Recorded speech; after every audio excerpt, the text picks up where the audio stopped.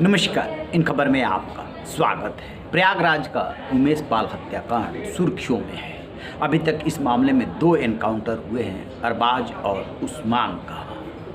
उस्मान वो शख्स है जिसने कि उमेश पाल पर 24 फरवरी की शाम पहली गोली दागी थी। उसका निशाना अचूक था, काम भी उसी को सौंपा गया था, इसीलिए अतीक गैंग में उसको शामिल किया गया था। लेकिन उसकी गोली लगने के बावजूद उमेश पाल और उनका सुरक्षा कर्मी जिस तरीके से संभल करके अपने घर की तरफ भागे, उसके बाद मौके पर मौजूद अन्य शूटर्स को आना पड़ा था। उन्हें लगा कि शिकार बच न जाए। वो उस्मान मारा गया, लेकिन जानते हैं कैसे मारा गया? पुलिस एनकाउंटर में उसके साथ उसका अति आत्मविश्वास धोखा कर गया। दरअसल कुछ हुआ यूं कि 24 फरवरी की इस घटना के बाद सारे शूटर्स इधर उधर भाग गए। वो भी जो है बुंदेलखंड की तरफ निकल गया। उसका नाम विजय चौधरी उर्फ उस्मान चौधरी है। विजय कुमार भी लिखता है। उसके बड़े भाई राकेश से गुलाम नाम के शूटर की जान पहचान थी। उसके भाई पे भी 12-14 मुकदमे हैं, जेल में बंद है।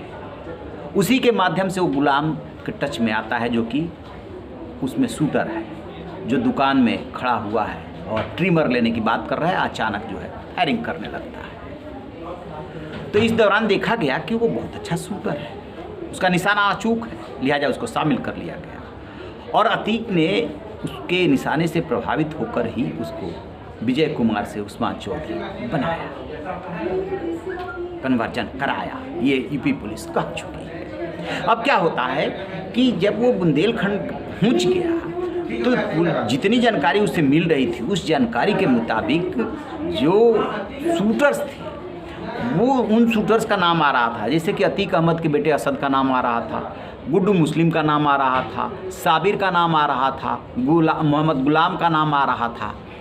और इसका नाम आया नहीं, सब पे इनाम घोषित हो गया।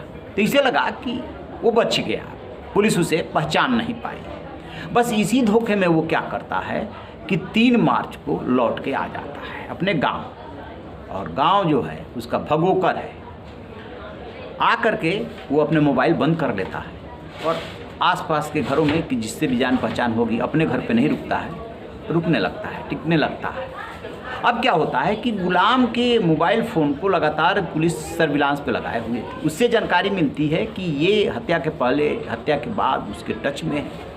आखिरकार कौन है ये शख्स? उसके आधार पर वो पुलिस पहुंच गई भगोकर, कौंधियारा क्षेत्र में भगोकर है, और जानकारी जुटाई। उसके बाद गांव को घेर लिया। घेरने के बाद जो है एनकाउंटर होता है, जिस एनकाउंटर में मारा गया वो।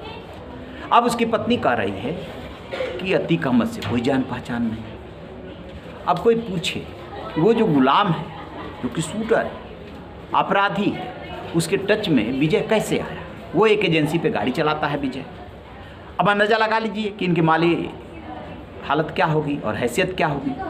अतीक के गैंग में शामिल होने के बाद इसे मजा आने लगा था, पैसा भी मिल रहा था, रुतबा भी बढ़ रहा था, और उत्साह में, जोश में आ गया कि मैं इस कांड को कर दूंगा। अतीक ने और उसके भाई अशरफ ने इसको जिम्मेदारी तो सौंपी, लेकिन पूरा भरोसा नहीं किया। अपने अन्य शूटर्स को भी लगाए रखा और मॉनिटरिंग की जिम्मेदारी थी, गाइडेंस की जिम्मेदारी थी माफिया डॉन अतीक के बेटे असद पे, जो कि अभी भी फरार है। असद भी तभी कूदा है उमेश पाल को मारने के लिए, जब उमेश पाल और उनका सुरक्षाकर्मी अपने घर की तरफ गोली लगने के बावजूद भाग रहे थे। तो इनकी प्लानिंग ये थी कि किसी भी तरह से बचना नहीं चाहिए। तब जा कर के उन्होंने फायरिंग की। कहा यह जाता है कि 6 या 7 शूटर नहीं, 13 शूटर थे मौके पे। प्लान ए और प्लान बी बना था। प्लान ए सक्सेस हो गया, प्लान बी की ज़रूरत नहीं आई, इसलिए अन्य शूटर्स जो है वो CCTV कैमरे में नहीं आए। 6-7 ही दिखाई दे रहे हैं, और उसी में से एक ये विजय था, लेकिन ये इतना चर्चित नहीं था। या एक बात ये भी हो सकती है कि पुलिस ने प्लानिंग के तहत इसका नाम उजागर न किया हो, या इसके नाम तक न पहुंच पाई हो।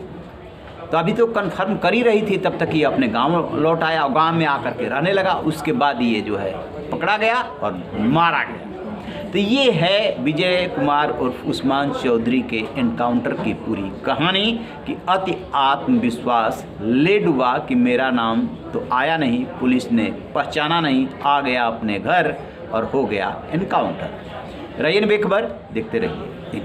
Thank you.